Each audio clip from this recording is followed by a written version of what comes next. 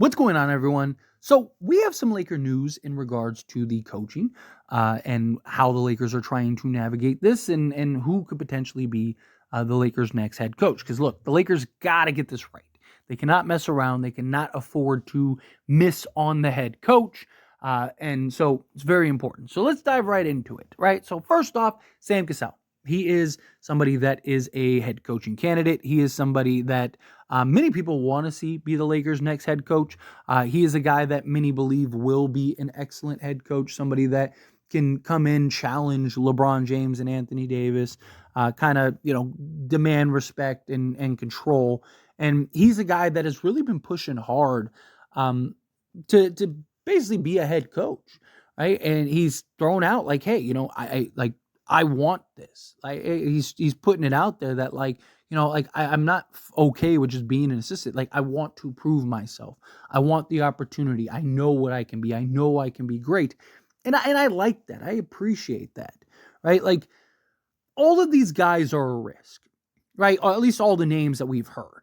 There's not that guy that's out there that you're just look at and you go, man, that's the guy. He's the bona fide guy. And I see people throw out, names like Mark Jackson or like Van Gundy's. Like it's just no, right? Like again, Mark Jackson, besides like all the blackballed stuff, like he's also a guy that he hasn't coached in a decade, right? And it's not like he has this history of like a ton of success. Like people look at the Warriors and go, man, like that was like look at what he did for them, and it's like, yeah, but they got rid of him and immediately won a championship. He won like one playoff series with that Warriors team, and then they got rid of him, and Steve Kerr immediately made them a dynasty, right? Because he was able to kind of better utilize them offensively, right? So, I mean, again, it's just, there's not that bona fide guy out there that you look at and go, he's the guy. So it's just, it comes down to like, who do you think is the safest bet?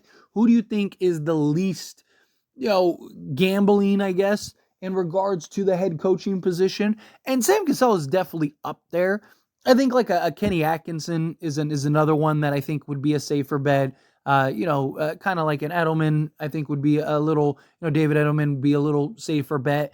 You look at a guy like Micah with the Minnesota Timberwolves, right? Like he's looked good, but how much of it is just Minnesota's team? And that's the thing too with a lot of these assistants, right? Like you look at David Edelman and, you look at Micah and you look at, some of these assistants that the Lakers are targeting. And it's like, okay, they could be good. They could look good. But is it also just they have like a really good team that kind of is already like the Denver Nuggets, for example, right? Like they're already a well-oiled machine.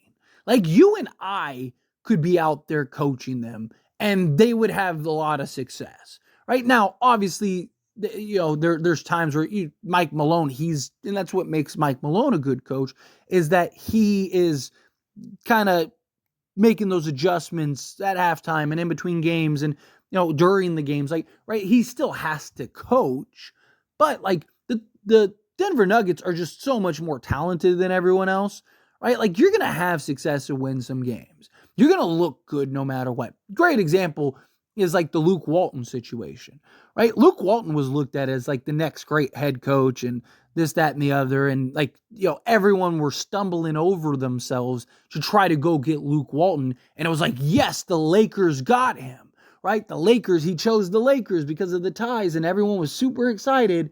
And then turns out he can't coach. And now he's like the fourth assistant on the Cleveland Cavaliers because it turned out he wasn't a good coach. It's just the Warriors were so good that my kid could have coached them and they probably still would have won, right? Like sometimes you just have teams like that. And again, it's another thing with like Darvin Ham, right? He's the assistant for Mike Budenholzer and a championship Milwaukee team. Milwaukee has all this success over the years, but it's like, they also have arguably the best player on the planet and a really good basketball team, right? And they're in the Eastern Conference where there's not 5, 6, 7 teams that realistically can pull it out. So it was like they win a championship, it makes all parties look good, and then Darvin Ham becomes available. And like people forget, it wasn't like we were the only team that interviewed Darvin Ham. No, he had something like 12 interviews. That means like 12 teams reached out to him to try to get him to be the head coach. Again, teams were stumbling over themselves to try to go get Darvin Ham, and the Lakers got him, right? So again, it's my concern is falling into that trap, right? Like you look at like the Boston Celtics, right? Sam Cassell and Joe Mazzulla and stuff, and it's like how much of it is because Joe Mazzulla is probably the one guy that is probably maybe as bad as Darvin Ham. It's just the Boston Celtics have more talent than anybody. They are so good. Again, you and I could coach them, and we'd probably be in the NBA Finals. Nobody in the Eastern Conference is good enough to touch them. They're just going to walk to the NBA Finals. So how much of that is like, really good coaching, and how much of it is just, that team is just incredibly talented? And again, don't get me wrong, right? Like, look at all the greatest coaches in NBA history. They all had very good, very stacked teams. But there was clear,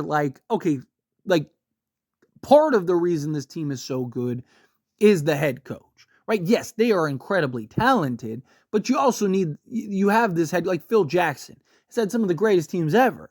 Right? You talk about Jordan's Bulls and, Kobe and Shaq Lakers and all that stuff. But yes, they were incredibly talented, but also you knew Phil Jackson, he was really good at just managing the game, managing egos, being the Zen master, right? Like there's a lot of things that went into it. So again, I look at this market and there's not this like huge standout coach where it's like you're kind of just gambling, right? And the Lakers are still doing their interview process, still kind of going through everything. They're still, they're taking their time because they really want to get this right based on reports.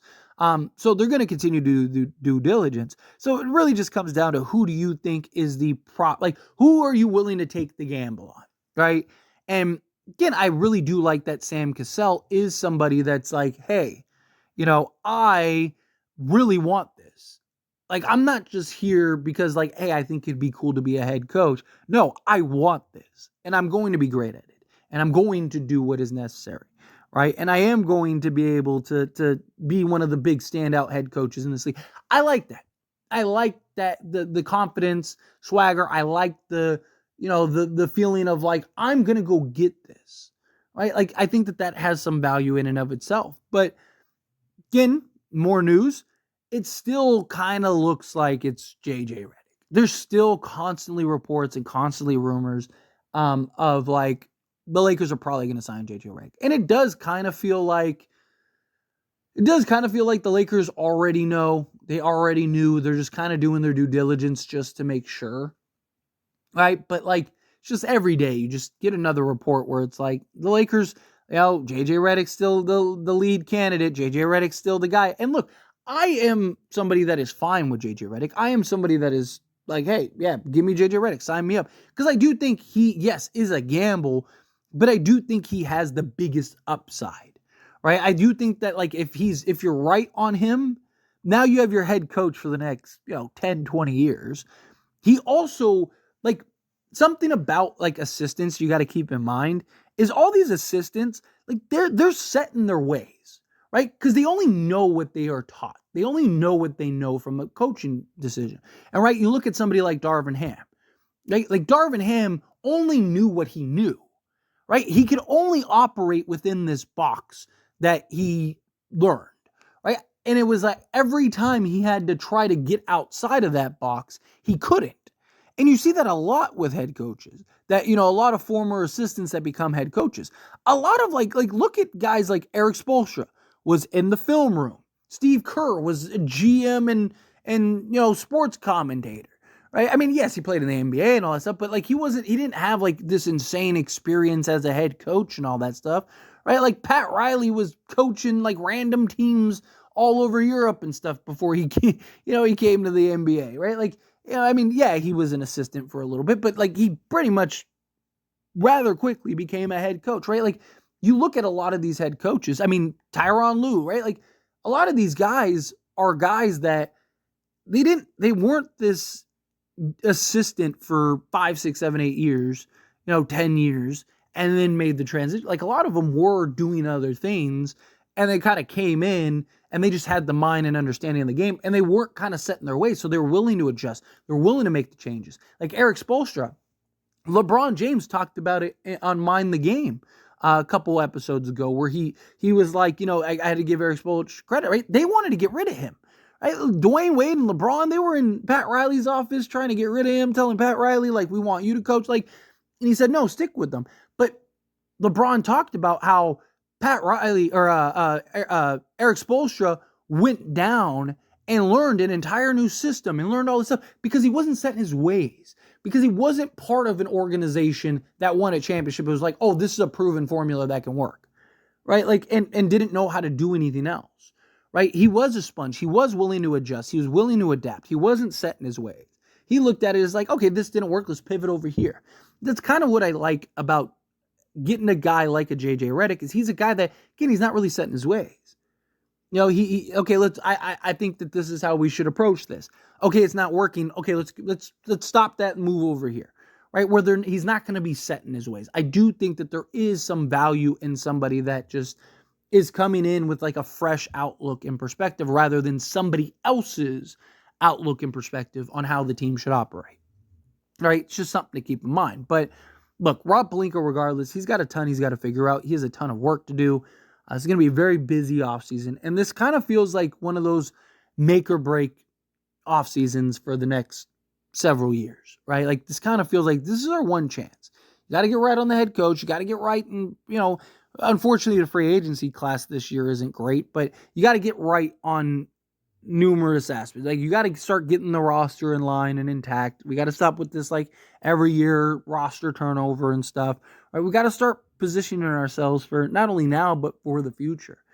Right? Like, whatever it is, whether you get a Donovan Mitchell or you get a Trey, or you get you get like a DeJounte and a Jared Allen or whatever, however you end up doing this, right? You got to get it done. But we'll see. We'll see how it ends up and how it lands with the head coach. But anyway, as always, this is a discussion. Pass a question on you. Let me know your thoughts and opinions down in the comments below. What do you think? How do you feel? What are your thoughts?